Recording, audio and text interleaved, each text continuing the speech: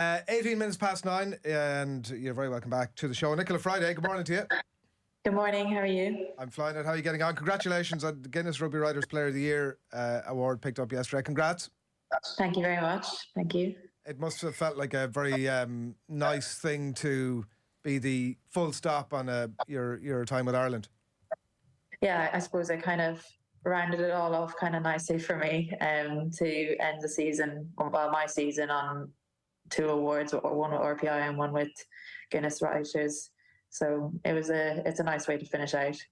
Yeah, just given obviously events last year, because we want to talk to you a little bit about that. Obviously, your departure from an Ireland scene is sort of 6-7 months ago now. I'm sure it feels like very old news. Why do we have to talk about this thing again? But I do think that, like, everything that has gone on around Irish rugby over the last while, it serves to maybe pick through the bones. But will you just remind us, Nichola, if you don't mind, obviously the RFU contracts came out in 2022, possibly added to the difficulty of your own situation playing for Exeter. But will you just remind us about how all that came about and why you made that decision?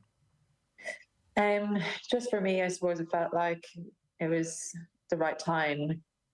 Like there wasn't I'm set up quite well kind of here in Exeter, and I've established myself like a nice life. And I suppose for me, I felt if I couldn't go home and if I wasn't in a position to go home and take a contract, and like other factors like that, like I couldn't see myself staying until the next World Cup. So for me, it felt like the right time at the end of last year's Six Nations just to step away. And I suppose I've been a part of the squad for about 7 years, and I just felt like it had kind of come to a natural end for me.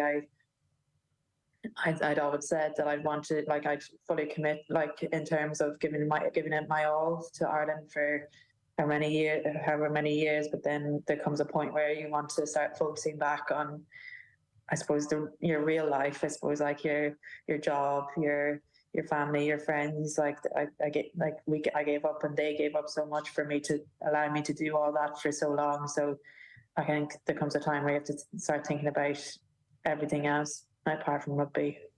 Yeah, and I don't think anybody would fault you for that. Was it a gradual thing for you, Nichola? It sounds like it might have been. Yeah, I suppose, like, when I think back, like the disappointment of not going to a World Cup, like that's always something that I look back on and think I as a career goal, I would have loved to have gone to a World Cup, and to have not got that opportunity.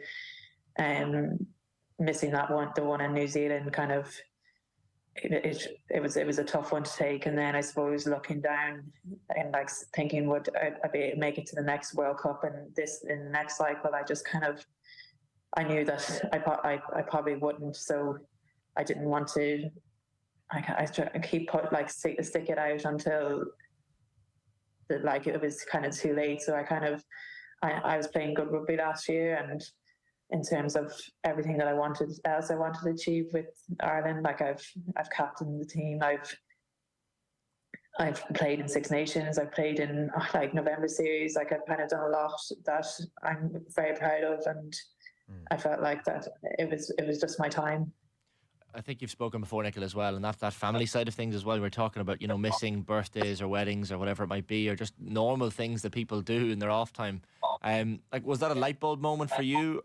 As in, at some point you just realised, I can't keep missing all these life moments, for family or friends or whatever it might be, or was it more of a gradual thing?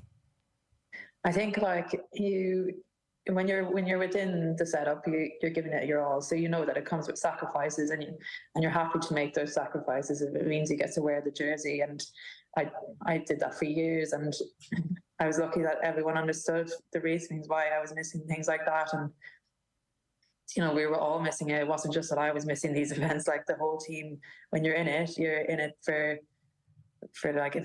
all of it. So, like, you're not thinking about those things, you're thinking about what's best for the team. So it just it wasn't that I got fed up with it. I just think it kind of, my priorities in life kind of started to shift, and I just kind of, instead of like thinking about what weekend have I got off rugby, I kind of want to kind of move to a stage in my life where, it's like, okay, yeah, I can do anything on that weekend. It doesn't matter about rugby. But I think it just kind of it just kind of came to a point for me where I just wanted to kind of focus back on that side of things and that side of life, and it just kind of felt like the right time.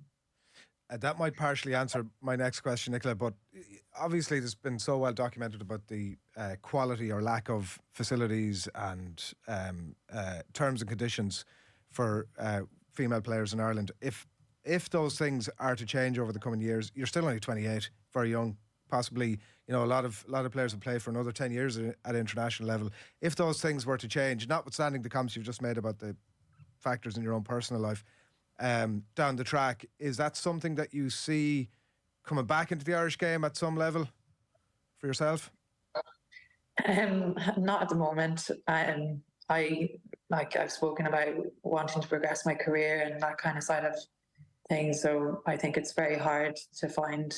I've been lucky in my whole time with Ireland that I've had employers that have been really understanding in terms of time off and like additional annual leave to cover kind of international tournaments and things like that. And it takes a very special employer to kind of allow for all of that. And I think for me now, I want to kind of go full time into whenever I finish with Chiefs as well, whenever that may be, that I go full time into working and establishing myself that side of my life and kind of progressing that side of my life, because it's been something that I've kept kind of ticking over the last few years, but now I want to progress that side of things as well.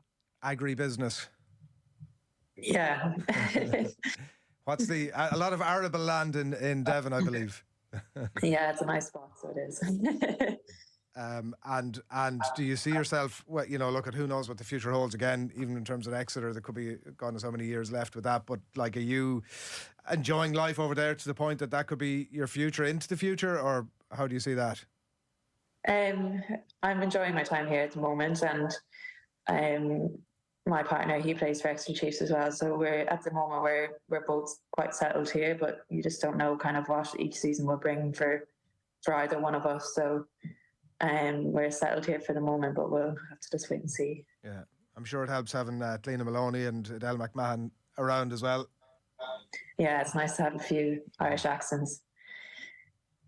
What, just in terms of the differences between your time with Connacht and Ireland in terms of facilities, because it's a conversation we come back to, and we're going to come back to, I'm sure, even more over the coming months, just in relation to the Six Nations, particularly the disparity, let's say, between the haves and the have-nots in the Women's Six Nations. What are the differences that you've noticed, or are there things that you're looking at that obviously there's going to be a change? David Humphreys is coming in with the IRFU over the next little while. Are there things that you've noticed that are wins, easy or otherwise, for Irish rugby from your time with Connacht in Ireland and your time now in the English system? I think the establishment of the Celtic Cup is a big positive. If we think about 2 or 3 years ago, we would have been using club matches to prep us for a Six Nations, and now the girls are getting to play players that they potentially could be involved in a Six Nations squad, and it's grown again from last year. So I think that tournament has the potential to really be a useful tool in preparation for Six Nations, because I think any game time at a higher level will kind of prep you better for Six Nations.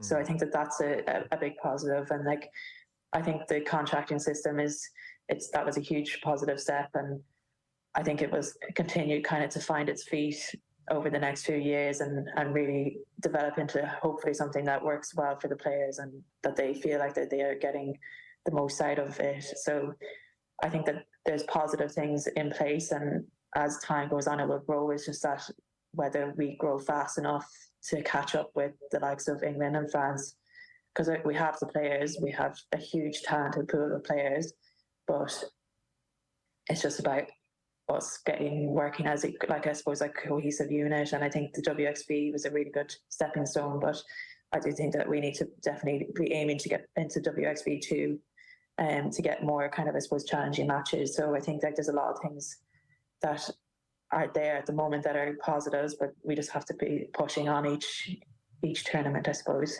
Is there an acceptance, Nichola, as well sometimes that maybe the odd tournament has to be sacrificed. Like, say, the last couple of Six Nations campaigns, you look at the average age of the Irish team, and even some of the players that were coming on to the panel in last year's Six Nations, so young, which, you know, mightn't pay off immediately, but over the next 3-4 years, perhaps you could see the fruits of that, maybe. Yeah, definitely. And I think there's like talks of like an under-20s system coming in as well, like a tournament. And I think if we can get involved in those kind of things, like that's just only going to give them more and more time, so that it doesn't feel as daunting when they're stepping out onto a Six Nations pitch for the first time.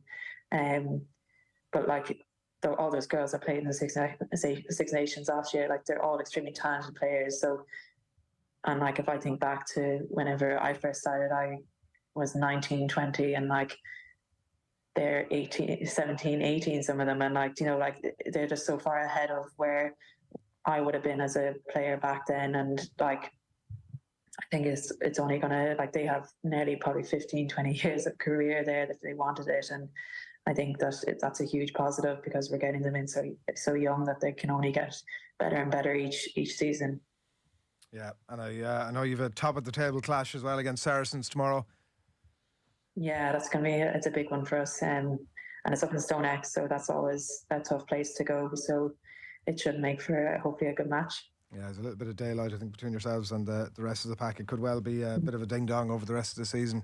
Nichola, you've been very good with your time. Congratulations again on the award. Just achievement, and I know it won't be the last we've heard of you on a rugby pitch either. We really appreciate you taking the time this morning. Thanks a million. No worries. Thank you very much.